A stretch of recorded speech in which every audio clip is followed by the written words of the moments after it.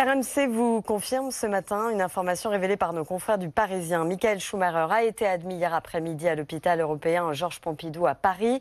6 ans après son grave accident de ski, l'ancien champion de Formule 1 y est suivi par un spécialiste de l'insuffisance cardiaque. Son traitement, une perfusion de cellules souches. Écoutez le professeur Denis Angoulevent, il est cardiologue au CHU de Tours. Soit ce sont les cellules qui sont injectées, soit ce sont les produits dérivés de ces cellules, avec toujours pour objectif soit de régénérer le cœur, ce qui est très difficile à faire de façon, je dirais, importante et efficace, soit d'essayer de limiter des phénomènes d'inflammation et de destruction du cœur.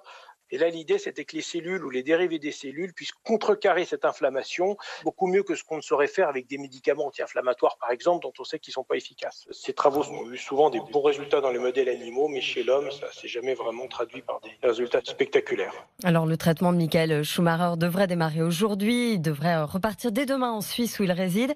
Michael Schumacher, dont l'état de santé est gardé très secret depuis sa terrible chute à ski en décembre 2013 à Méribel. Tout est verrouillé, cadenassé, Nicolas Repère. Au sein du clan Schumacher, la parole est rare. Les informations sont distillées au compte-gouttes. Régulièrement interrogé sur le sujet, son fils, pilote de Formule 2, botte systématiquement en touche. En janvier dernier, pour les 50 ans du champion, dans un message sur Facebook, ses proches avaient assuré qu'il était entre les meilleures mains et que tout était fait pour l'aider.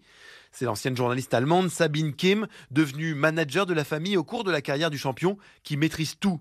Jean Todt, le président de la Fédération internationale de l'automobile et ancien patron de Schumi, est l'un des rares, en dehors de sa famille et du personnel soignant, à pouvoir lui rendre visite.